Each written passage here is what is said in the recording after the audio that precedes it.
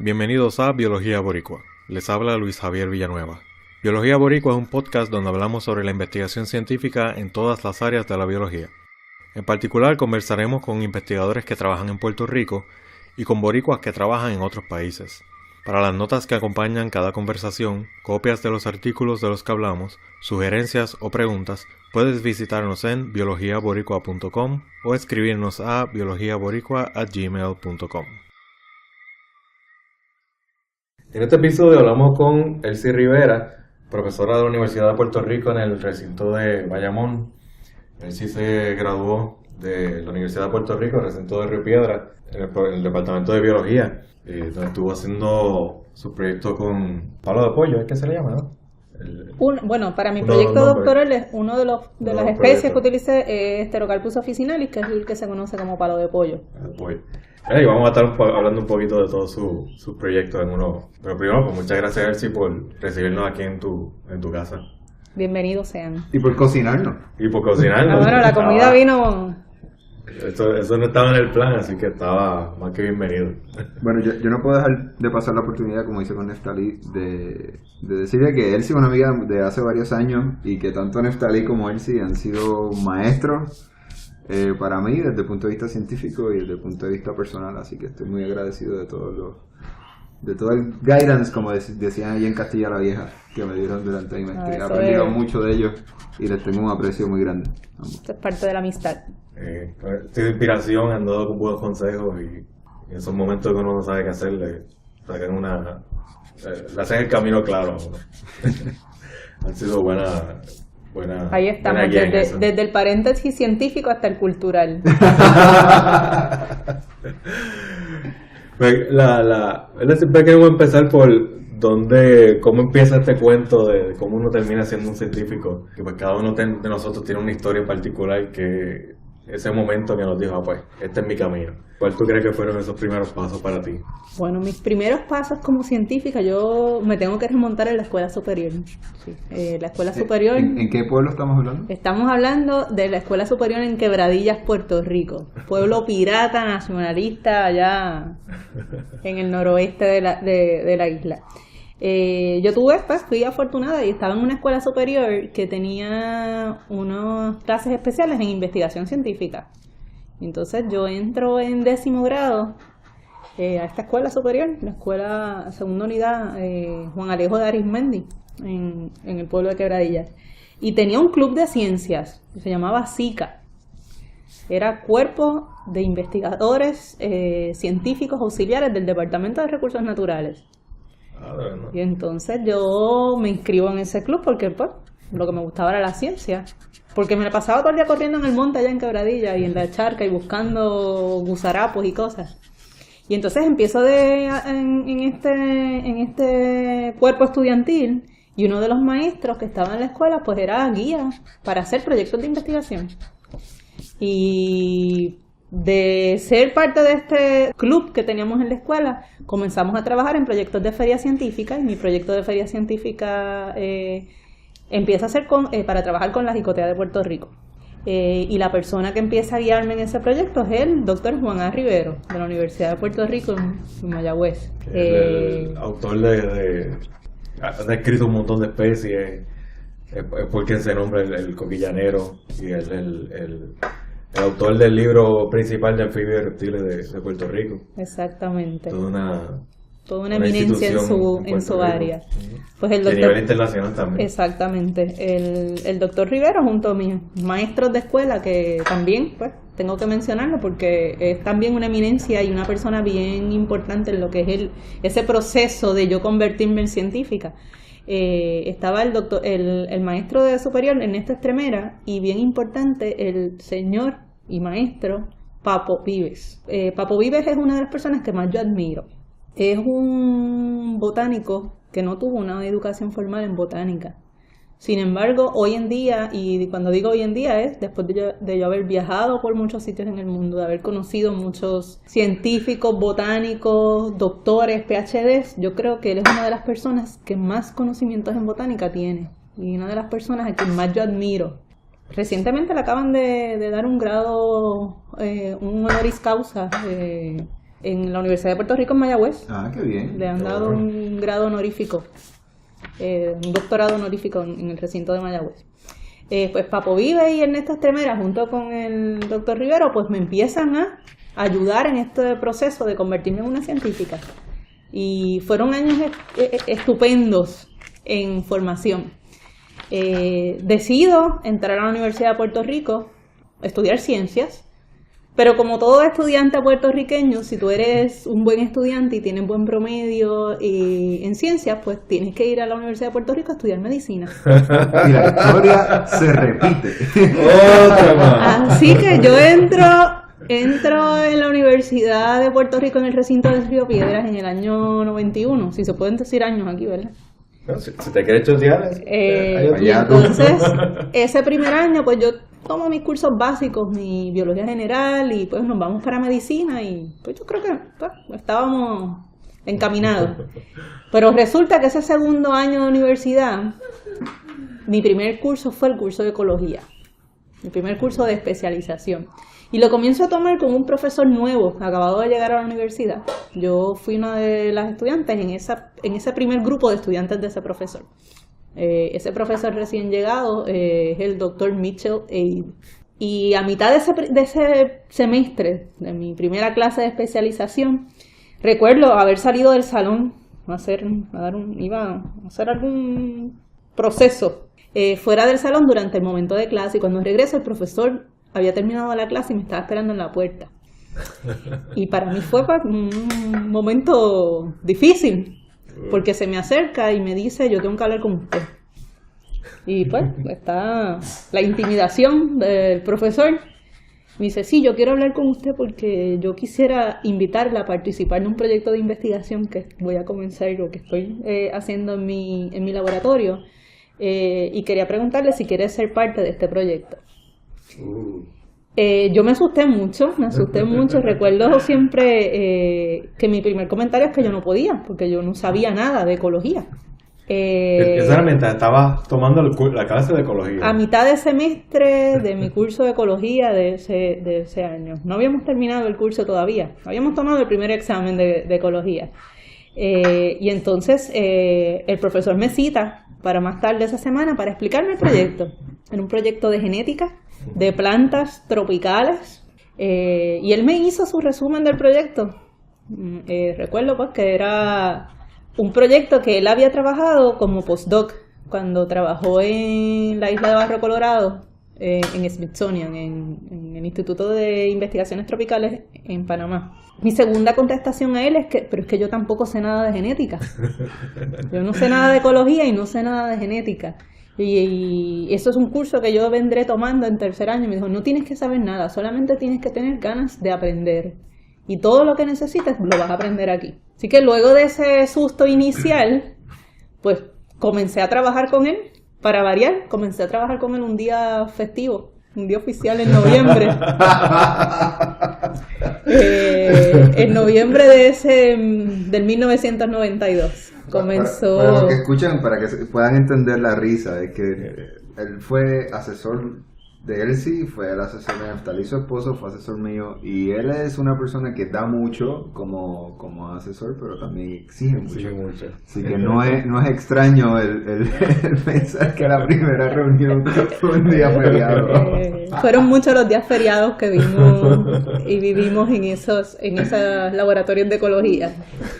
Pues comencé a trabajar con Mitch, como la llamamos de cariño, con Mitch en 1992, y prácticamente yo fui su primer estudiante. Fui su primer estudiante subgraduada, y después pues fui su estudiante graduada para la maestría, fui su estudiante graduada en el doctorado, y creo que es una de las personas más fundamentales en mi desarrollo como científica. Comencé a trabajar en ese proyecto con cero conocimiento, y creo que cuando me gradué de subgraduada, recuerdo, me dieron un premio de investigación subgraduado, uno de los primeros premios de investigación subgraduadas que daban en el departamento, por haber publicado un artículo como estudiante subgraduada en una de las revistas más prestigiosas en el área de ecología. ¿Dónde fue? ¿Cuál fue la revista? Esa revista es Journal of Biogeography. Ahí fue donde publicamos todo el resultado de ese estudio genético de biogeografía que tenía que ver con la explicación de la distribución de los bosques tropicales en América. Así que tenía un impacto significativo. Y todo esto en el bachillerato nada más. Todo eso cuando estaba haciendo mi... Un proyecto y una publicación de ese tipo es bastante raro, ¿no? Eso es más, se espera más como ya a nivel graduado a ese nivel. Pues una de las anécdotas que yo les hago a mis estudiantes hoy en día es que yo como estudiante subgraduada viajé más, presenté más y estuve expuesta a lo que es la comunidad científica, tanto local como internacional, inclusive más que en algunos momentos de mis estudios graduados, que es el momento de donde uno es joven y uno quiere explorar y quiere hacer y quiere comerse la vida, y yo creo que es un momento bien importante, dar esa energía y exponerse a todas las experiencias que uno pueda en la vida. Aún cuando yo estaba trabajando en el laboratorio de ecología, todavía yo iba a ser una estudiante de medicina. O sea, que estaba ahí más como por la experiencia. Simultáneamente en que estoy trabajando en este proyecto, todavía no había tomado mi decisión de lo que quería hacer cuando fuera grande. Así que... Bueno, ¿y en qué momento pasa eso? ¿Cuándo fue el momento eureka? ¿Qué pasó que te hizo...? Pues precisamente el hecho de exponerme a la investigación, en primer lugar, y empezar a hacer estos viajes, estas presentaciones, empezar a ser parte de lo que era la familia de los ecólogos tropicales. Cuando estoy en cuarto año de universidad, que ya pronto se viene acercando, en mi corazón yo no tenía duda de que yo no podía ser médico, de que yo era una ecóloga tropical y de que la investigación iba a ser mi futuro. Pero uno tiene el miedito ese de enfrentarse a la familia y decirle, yo no seré médico, yo voy a ser bióloga, científica, investigadora. Porque rápido la pregunta que surge es, ¿y cómo te vas a ganar la vida? Y eso deja. Y las plantas, ¿qué te da una planta? Recuerdo que ese fue uno de los argumentos de un familiar. Y no quiero decir quién fue. ¿Qué te va a dar una planta? Y mi contestación es, yo vivo porque hay plantas. Yo vivo porque una planta me da para comer, me da para respirar, me da para estar aquí. Así que tomé mi decisión en mi cuarto año de universidad. Y la decisión estuvo ampliamente o fundamentalmente basada en haber sido parte de la comunidad, de esa familia, de saber lo bueno que se sentía pararse delante de un público a dar una charla con conocimiento científico. Así que nos tiramos y aquí estamos, muchos años más tarde. O sea que terminaste tu bachillerato, tuviste un premio, tuviste una publicación científica, que es algo que usualmente no pasa hasta mucho después. ¿Y en qué momento decides hacer estudios graduados? ¿Y en qué momento decides hacer estudios graduados en Puerto Rico?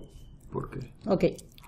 Termino mi bachillerato y lo primero que digo es, sí, yo en este momento pues soy ecóloga, tengo conocimientos de genética, pues en ese entonces llevaba casi 4 años trabajando en ese proyecto de genética molecular con plantas, pero yo quería tener más experiencia, porque yo quería saber que si yo me había decidido a ir a la escuela graduada, era la decisión correcta. Así que lo que hice fue solicitar en un internship de verano para estudiantes subgraduados.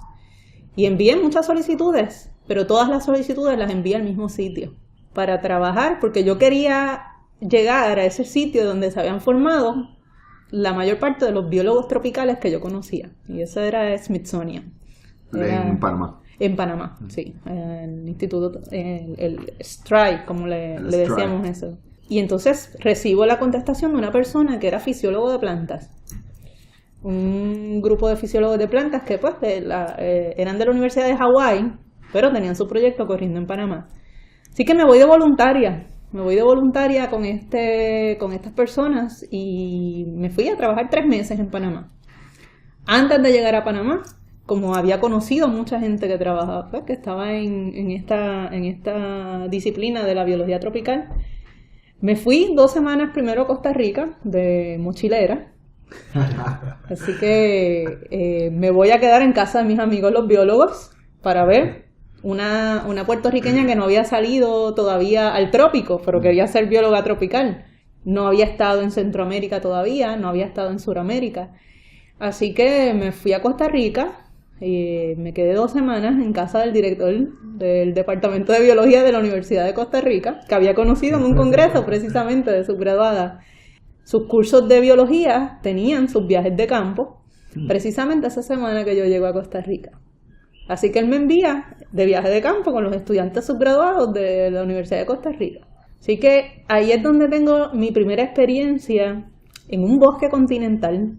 Así que boricua al fin, llego a Costa Rica y empiezo a mirar los árboles y yo veo que hay árboles que son 4 veces más grandes que el árbol más grande que yo he visto en Puerto Rico. Y por ahí empieza donde yo estoy. Veo una planta que tiene la hoja más grande que he visto en mi vida. Y nos vamos en esa primera ruta que yo parecía que era un niño que había entrado a Disneyland, así mirando para lado y lado. Y nos fuimos a quedar por lo menos 4 días en la selva, en la estación biológica La Selva, caminando por las veredas, conociendo. Ellos estaban en clase, yo estaba de turismo. Pero ese turismo era el turismo que quiere tener todo biólogo, que está en proceso de formación. Pusimos trampas de murciélagos, nos tiramos por el río, hicimos montones de actividades. De ahí los estudiantes seguían a otra estación biológica en Costa Rica que quedaba como 8 horas de la capital, y después de 8 horas de la capital había que caminar 4 horas después de llegar al último sitio donde podía llegar un vehículo. Wow. Y empezar a caminar. Una estación se llama la estación de San Ramón en Costa Rica. Un paraíso, en el sentido de que estás en el medio del bosque nuboso tropical, no hay electricidad, no hay agua.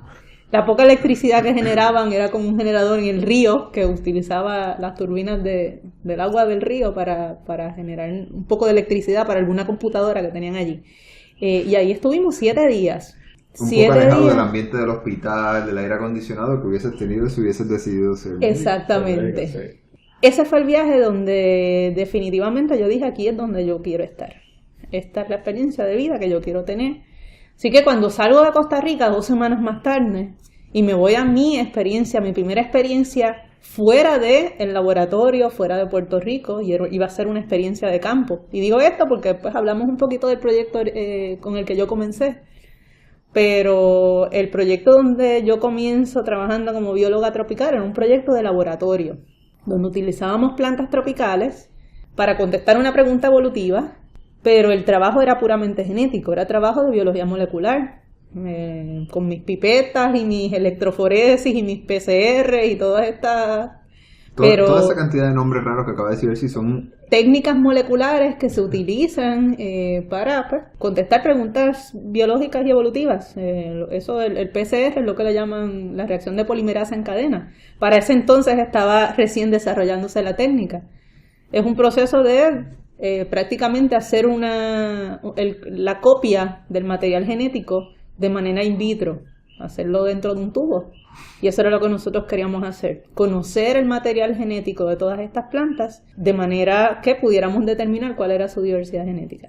O sea que en esa experiencia era más como el científico que no se le ocurre ¿verdad? Cuando uno habla de un científico. De ciencia ficción, que es con una bata blanca en un laboratorio trabajando todo el tiempo ahí. Sí, con la clásica pipeta en la mano, entrando al tubo así para mystify ahí el científico. Pues yo quería tener una experiencia distinta, porque eso es lo que había conocido. Así que llego a Panamá, me hospedo en la isla de Barro Colorado, esa isla que ha formado es la cuna de la mayor parte de los biólogos tropicales y de los romances tropicales también. Así que comienzo a trabajar en un proyecto de fisiología de plantas. El primer día de mi trabajo me ponen al frente una caja con un circuito eléctrico y muchos cables de colores. Me dice, tu primer trabajo es montar la estación climatológica del proyecto. O sea, que no ibas a medir una planta, encontrar un árbol en particular, ¿verdad? Otra cosa completamente diferente. Yo no tenía ni idea, pero para mí eso fue un reto. Eso fue un reto y comencé a formar y a crear mi estación climatológica a instalar todos los cables y hacer ese circuito eléctrico que teníamos que instalar en el canopy, en inglés canopy, en lo que es el dosel del bosque. Y cuando habla de dosel, vuelvo y repito, no es un dosel a 25 o 30 metros como lo tenemos nosotros aquí, sino que es un dosel a 50 o 60 metros de altura. Así que estuve como una semana montando mi circuito. Lo pude montar y ahora era a ver si funciona. Eso tiene que ponerse allá arriba y eso tiene que medir el viento, la lluvia y todo de manera que se pudieran almacenar esos datos. Así que mi primer proyectito en Panamá fue divertido. Mi segundo proyectito me dieron un taladro.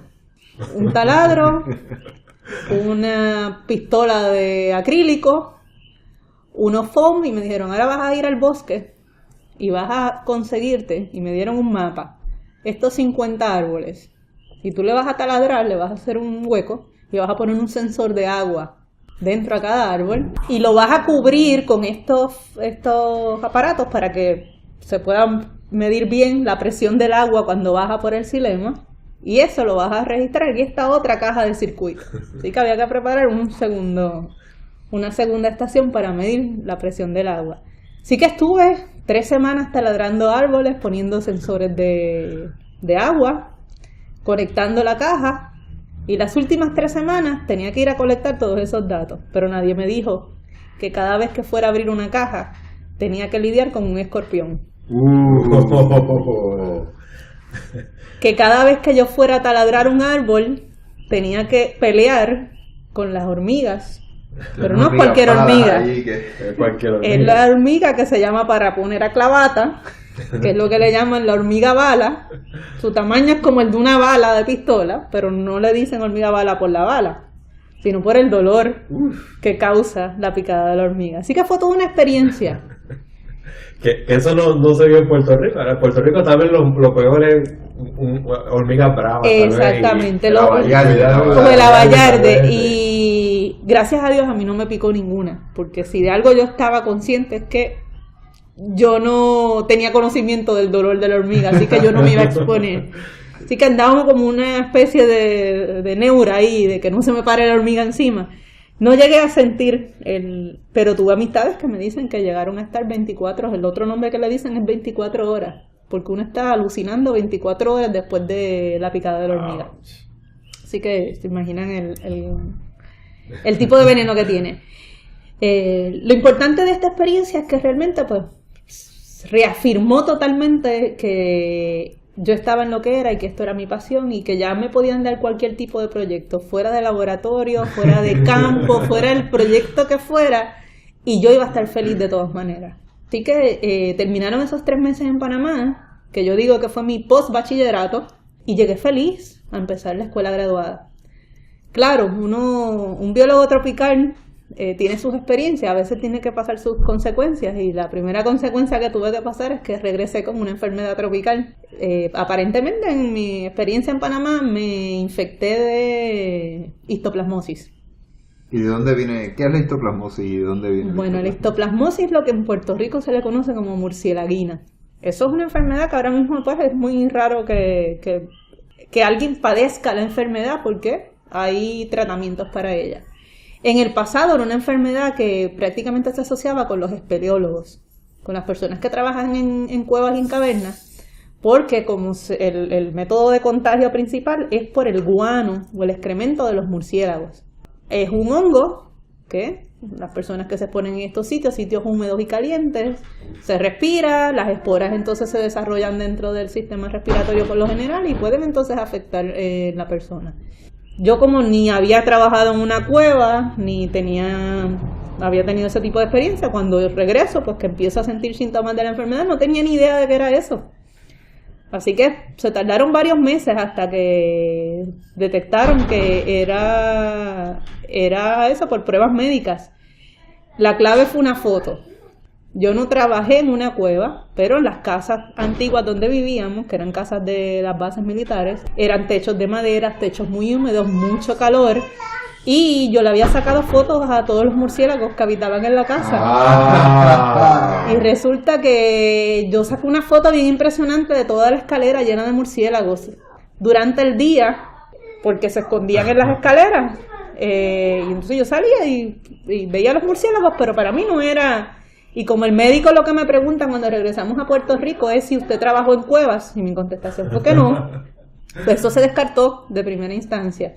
No es hasta que yo me empiezo a ver las fotos e indago por qué la pregunta, pues ahí pudimos llegar a que mi padecimiento era histoplasmosis. Pero no trabajaste en cuevas, pero vivías casi como si fuera una cueva, porque estabas viviendo con murciélagos. Tenía el techo lleno de murciélagos, las escaleras, así que esos primeros cursos graduados estuvieron acompañados de muchos retos, porque como consecuencia de la histoplasmosis me dificultaba caminar. Así que pues así tenía que ir al campo, así comencé mis primeras clases en la escuela graduada. Y cuando hablo de la escuela graduada, ¿verdad? Estamos hablando del recinto de Río Piedras, nuevamente allá en el laboratorio de Mitch. Comienzo mi maestría y para mi maestría es que pues decido continuar en el área de ecología molecular. Ya había un nombre para eso que yo hacía. Cuando Mitch hace su proyecto para ir para su postdoc, eran los inicios de esta combinación de disciplinas, de utilizar técnicas de biología molecular para contestar preguntas de ecología. Ya para el 90 y algo, que es cuando yo estoy haciendo mi maestría, ya había toda una disciplina que se conocía como ecología molecular y decido pues que voy a hacer mi maestría utilizando una de las especies nativas de Puerto Rico y que mi pregunta no se iba a limitar a Puerto Rico, sino que íbamos a hacer una pregunta que tuviera que ver con toda la cuenca del Caribe. Y yo siempre recuerdo que desarrollando la propuesta de investigación de la maestría, yo tenía mi sueño porque había estado en Panamá, había visto estas especies, había estado en Costa Rica, había visto esta especie, estaba en Puerto Rico. En el laboratorio se había comenzado a hacer un proyecto ya con esta especie, un proyecto de ecología. Y cuando yo empiezo a cuadrar esta idea de hacer un proyecto que no solo incluyera Puerto Rico, sino que incluyera otros países, recuerdo haberle comentado a mi asesor, a Mitch, esto es un proyecto que me encantaría, pero esto es muy costoso. Y la contestación de él es que no hay nada imposible. Si eso es lo que tú quieres hacer, es lo que tú vas a hacer. El dinero aparecerá. Así que... Lo importante ahí era tener la curiosidad y querer contestar la exactamente. Pregunta. ¿Y qué te limita? Si eso es lo que tú quieres, no. Vamos a hacerlo. Así que poco a poco se cuadró ese proyecto y nuevamente volví a mi familia tropical.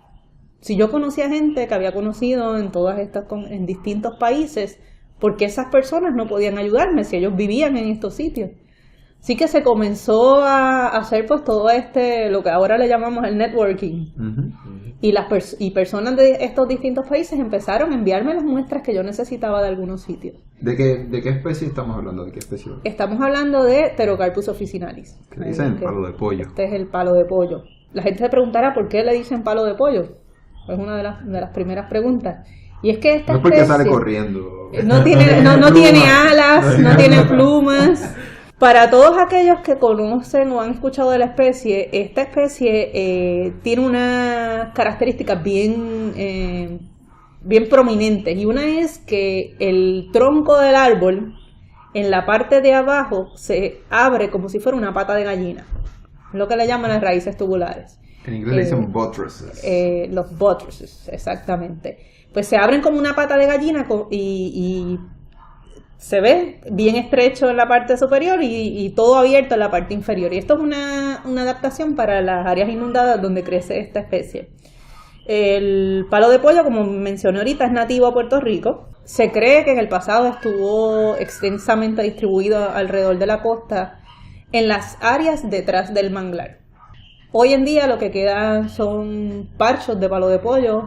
Deben quedar como unos 17 parchos alrededor de la isla, áreas bien pequeñas. De las más grandes que hay está la reserva de Humacao. Hay un área bastante extensa en el área de Sabana Seca en Toabaja. Quedan unas áreas en Patillas, cerca de Punta Viento. En Mayagüez habían áreas extensas de Pterocarpus, pero ya han sido grandemente fragmentadas y ya no se sabe. Ha sido inclusive difícil encontrar estos parchos. Lo que es la expansión urbana ha ocasionado la disminución de la especie en la isla. Como les dije, no está solamente en Puerto Rico, sino que está en la cuenca del Caribe. Está desde el área de Guyana Francesa hasta la República Dominicana. Algo bien curioso es que esta especie no se encuentra en Cuba. Por Centroamérica, está en todo el norte de Sudamérica, Centroamérica, y llega hasta el área de Yucatán en México. En Florida hay unos árboles, pero son árboles que han sido sembrados de manera ornamental. Así que, ¿por qué menciono esta distribución? Porque esto es una distribución que demuestra que esto es una especie que pareciera haber llegado recientemente al Caribe. Y cuando hablo recientemente, no me refiero a ayer. Hace 20 años. Así. Es una especie que no ha llegado a todas las áreas donde pudiera haber llegado. No hay ninguna barrera que evite que el palo de pollo llegue a Cuba. Sin embargo, no ha llegado a Cuba. O sea que significa que es una especie que está en proceso de colonización del Caribe. Y esa era la pregunta que yo quería contestar. ¿De dónde viene esta especie? ¿Por qué está en estas localidades? ¿Cómo compara la de una localidad con la otra? Y por ahí fue que desarrollé mi pregunta de investigación para la maestría. Y como dice que no hay ninguna razón o se podría esperar que estuviese en Cuba, ¿cómo va a ser ese salto por el mar? Precisamente como esta es una especie que tiende a establecerse en áreas cercanas a lo que es el área de los manglares, es una especie de lo que le llaman de humedal, especie que crece en áreas de aguas salobres o suelos inundados. La especie, su semilla, tiene la capacidad de flotar en el agua. Es una de las adaptaciones que tiene precisamente para poder colonizar estas áreas. Así que no hay una limitación, porque si las semillas logran llegar al mar, las corrientes marinas son quienes dispersan principalmente estas especies. A pesar de que están en áreas salinas y salobres, no necesariamente tienen que estar ahí. En Puerto Rico se sabe que hay hay poblaciones de Pterocarpus officinalis en áreas de montaña, asociadas también con los ríos. Al punto en donde tenemos poblaciones de Pterocarpus officinalis en lo que es la cuenca del río Mameyes, el río Espíritu Santo, el río Sabana en Luquillo, y estamos hablando de que hay poblaciones a más de 500 metros de elevación. ¿Cómo llegaron esas poblaciones de Pterocarpus officinalis a la montaña? Esa es la pregunta que debemos hacernos, porque hasta el momento no sabemos si hay dispersión contracorriente. Y si hay dispersión contracorriente, la contestación no es el agua. O sea que ¿quién llevó a Pterocarpus a la montaña? Esa es una de las preguntas que... ¿Y qué tal la opción de que sea originalmente de la montaña? Pudiera ser, pero no en todas las localidades existen Pterocarpus en las montañas. Eso es un fenómeno que se conoce de Puerto Rico. Hay algunos ríos en la isla de Guadalupe que tienen poblaciones costeras de montaña de Pterocarpus. Pero en otras localidades, y principalmente Centroamérica, Suramérica, se limita exclusivamente a lo que es la costa. Así que pensando en el patrón de distribución actual, se sugiere que sea de la costa que llegara a la montaña, pero no sabemos, ¿verdad?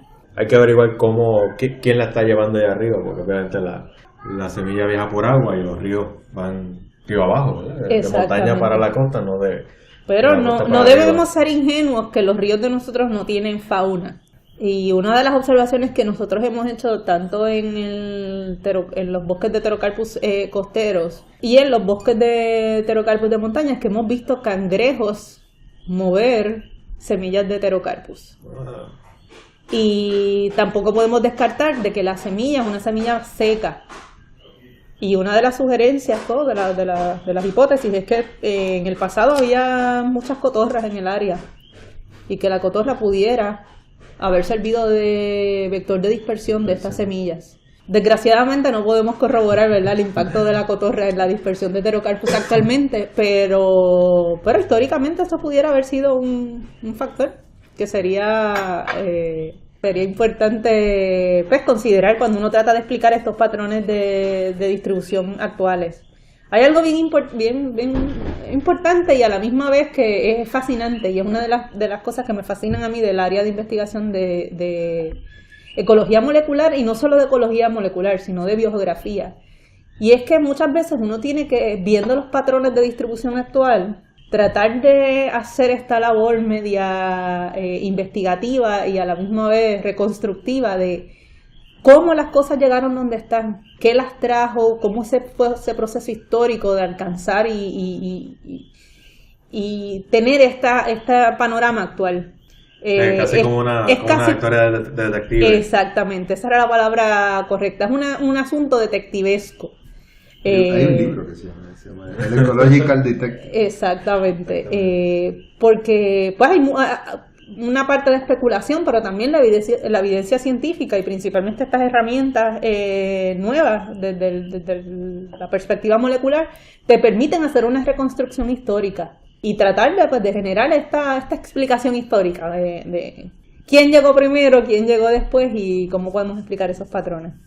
¿Verdad? Pensando un poquito en qué es la ecología molecular, es usando la información genética para contestar preguntas a nivel ecológico. Sí, cuando hablamos de lo que es el área de ecología molecular es bien amplia, hay muchas áreas. El área en particular que yo exploraba era utilizar los patrones de diversidad genética y de asociación entre poblaciones para tratar de desarrollar hipótesis de colonización. ¿Qué poblaciones llegaron primero? Y cuando digo que llegaron primero es especulativo en el sentido de qué poblaciones tienen más diversidad que otras. Porque una de las cosas que se asume es que según va ocurriendo un proceso de colonización, las poblaciones que están de colonización más reciente son menos diversas genéticamente y tienden a estar asociadas con la población o con las áreas que fueron colonizadas previamente. Así que esperíamos ver unos gradientes de diversidad, donde se ve una disminución en diversidad, donde es esa señal genética que te está dando cuál fue la historia de colonización. Y entonces, para mi proyecto de tesis, era una pregunta que yo trabajé a distintas escalas. Primero, ¿qué ocurre a nivel de la cuenca del Caribe? ¿De dónde están las poblaciones más diversas de Pterocarpus en la cuenca del Caribe?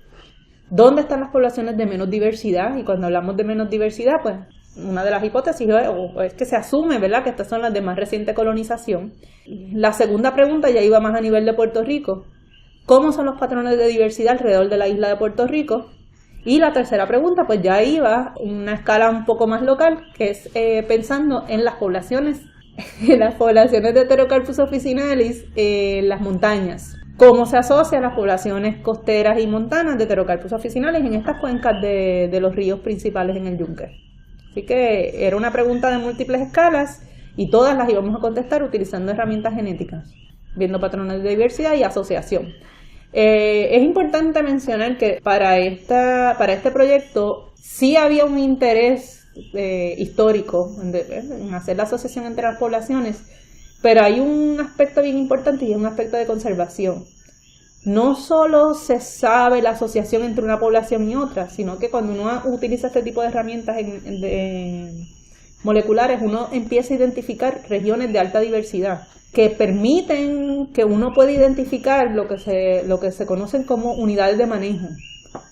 A nivel de Puerto Rico, ¿cuáles son las poblaciones donde hay la mayor diversidad de esta especie? Si hubiese que utilizar o crear un banco genético, ¿cuál es la población que va a tener la mayor potencial evolutivo para esa especie? Porque tiene la mayor cantidad de diversidad y por ende pudiera tener la mayor adaptabilidad en términos de respuesta a distintas presiones ambientales. Así que no solo se crea un panorama histórico, sino que se está creando a la misma vez un banco de información genética para identificar áreas importantes como unidad de manejo. Fue una de las aportaciones más importantes de este proyecto a nivel de Puerto Rico, pero no solo a nivel de Puerto Rico, sino a nivel de la cuenca del Caribe. Pues también a nivel de la cuenca, a nivel del Caribe, está también amenazada, como ha estado en Puerto Rico. La especie ha sido altamente maltratada en todos los sitios donde se encuentra. ¿Por qué? Porque las áreas costeras son las áreas que mayor impacto han tenido en muchas de los países. Son áreas que se utilizan para agricultura, son áreas que se utilizan en algunos países para desarrollo de camaroneras. Son áreas que han sido altamente alteradas por disturbios antropogénicos. Pero ahora no solo están amenazadas por disturbios antropogénicos.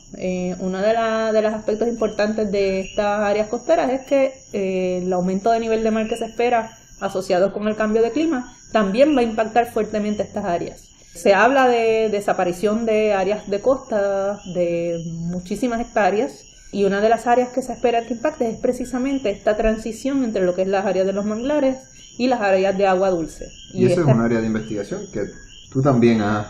Son una de las áreas que como proyecto originalmente alterno se exploró y terminó siendo un área de investigación que se llevó a cabo y que generó pues muchas preguntas de investigación, que es cuál es el impacto de la salinidad sobre el crecimiento, desarrollo y establecimiento de los bosques de Pterocarpus. Regresando un poco a la pregunta, en términos del Caribe, la especie ha sido altamente disminuida en toda la cuenca del Caribe. En todo lo que es la costa de Sudamérica, ya lo que queda son prácticamente parchos de esta especie en muchos de estos países, a pesar de ser una de las especies más importantes en lo que es la conservación de la costa.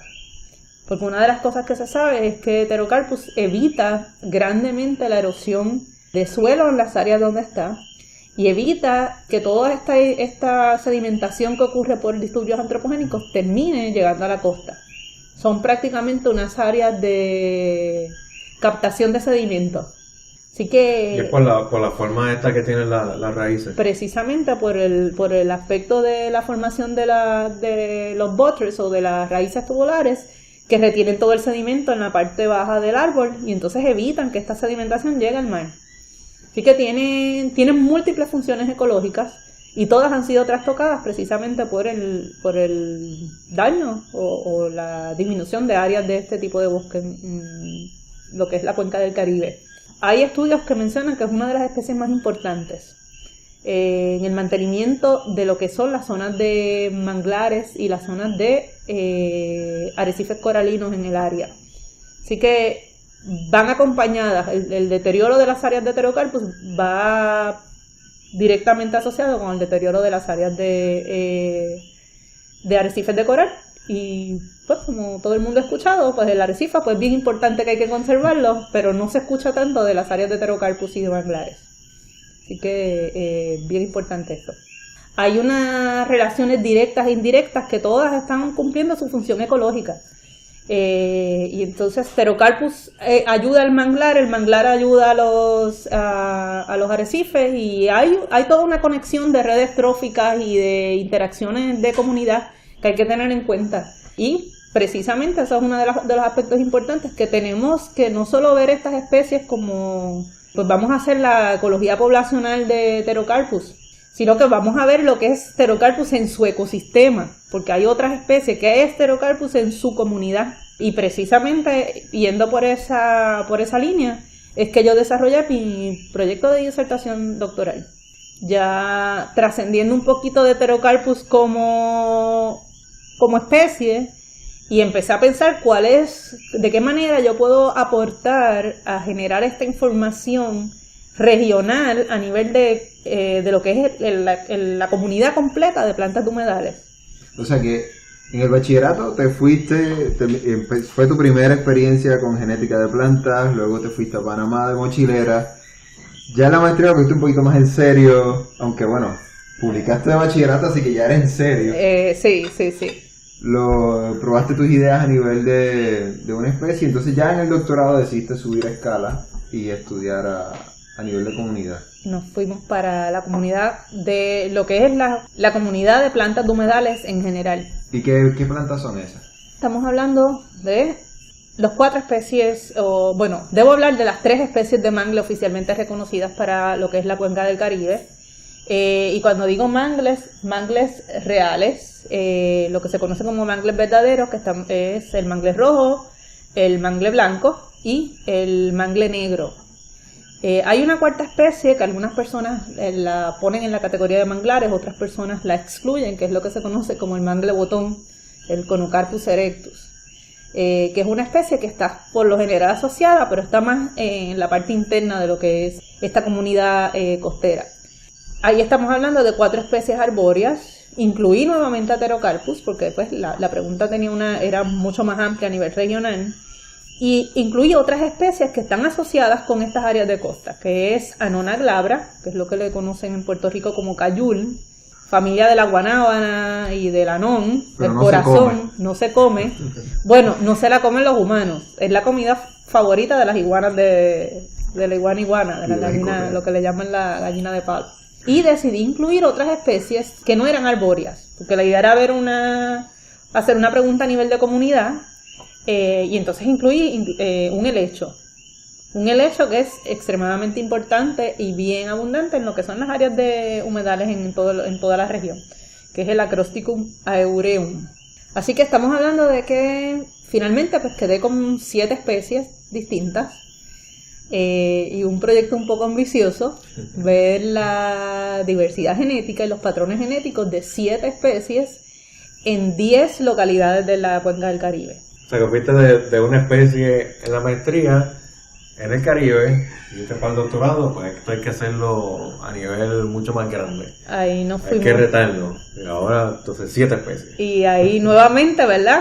Vino la pregunta, eso es muy ambicioso, estamos hablando de 7 especies, 10 localidades, ¿y eso cómo se va a lograr? Así que estamos hablando de localidades desde Guyana Francesa, así que se hizo en Guyana Francesa, Venezuela, Panamá, México, Costa Rica, Estados Unidos, Puerto Rico, República Dominicana, Guadalupe y Trinidad y Tobago. Porque salimos del Caribe, le dimos la vuelta a todo lo que... ¿Y tú viajaste a todos esos sitios? Pues viajé al 95% de esos sitios. Viajé al 95% de esos sitios. Resulta, ¿verdad?, que junto con este proceso de uno convertirse en biólogo y ecólogo, pues hay otros aspectos de la vida de uno que empiezan a surgir y se van desarrollando simultáneamente. Pues para el tiempo en donde yo presento mi propuesta, resulta pues que la vida me trajo otro regalo. Y es que la familia comienza a aumentar durante ese proceso. Así que cuando tengo 2 meses de embarazo de mi primera hija, es que finalmente se dan todos los permisos y económicamente ya se da, ¿verdad?, lo que es el financiamiento para llevar a cabo el proyecto de doctorado. Así que esto significa que mis viajes de colecta comienzan en México, con 2 meses de embarazo. Y eso significa que los 10 países hay que visitarlos antes de 9 meses. Porque es muy difícil dar a luz en un manglar. Es muy difícil dar a luz en un manglar y casi se da. Primera vez. Así que comenzamos en México cuando tenía 2 meses de embarazo. De ahí seguimos a Estados Unidos. Cuando tenía 3 nos fuimos a la Guyana Francesa a ser picada por la mayor cantidad de mosquitos habidos e imaginados en el mundo, en la peor epidemia de mosquitos que ha habido en Guyana Francesa en la década. Así y ahí yo estaba con 3 meses de embarazo. A los 8 meses de embarazo terminé mi última colecta. Sí, que tu primera hija es también... Ella es ecóloga ya. Ella también es totalmente ecóloga. Ella estuvo en todos los viajes de colecta. Yo tengo 2 viajes. 8 meses, una gran panza, y estaba colectando en las islas de Boca del Toro en Panamá. Un poco difícil caminar en el manglar en 8 meses de embarazo, donde el manglar te ala por los pies como si no te quisiera dejar salir, y con el peso doble, pues así un poquito. Fue todo un reto hacer esas colectas. Se pudo visitar los 10 países. El único país que no visité fue en este viaje de colecta fue República Dominicana, porque pues se dio la situación de que alguien podía acceder a esas muestras. Pero lo que fue Guadalupe, Trinidad Tobago, Guyana Francesa, México, Estados Unidos, Puerto Rico, Guadalupe, todos los países se visitaron en el proceso. Bien curioso, en Panamá, pues el manglar parecía que estaba bien saludable. Y tú llegabas a colectar desde el agua. porque era la manera más fácil de colectar, y más conmigo, que tenía 8 meses de embarazo. Eso significaba que llegábamos en un bote, nos tirábamos al agua, comenzábamos a acceder al manglar, y resulta que después que caminabas un poco, no existía manglar en la parte interna de las áreas. O sea, que era como un caparazón de lo que se veía nada Lo más. que se veía era un caparazón de los manglares. De la parte interna, pues la gente había venido cortando para hacer carbón, utilizar la madera para distintos, y fue un panorama bien triste que se vio en muchas áreas en ese sitio particular en Panamá. Fue bien difícil, porque significaba que para conseguir todas las especies pues había que moverse mucho más, y a nivel logístico, con 8 meses de embarazo no fue muy fácil. Hasta aquí llega la primera parte de nuestra conversación con Elsie. En un par de días sale la segunda y última parte de nuestra conversación, donde entonces hablamos sobre los resultados de los proyectos que ella ha tenido, algunas experiencias interesantes en un bosque que ella llama mágico, y ya veremos por qué, y también sobre lo que ella piensa tiene que pasar en Puerto Rico, debemos empezar a hacer para promover mejor la investigación científica y el mejor uso de nuestros recursos en Puerto Rico.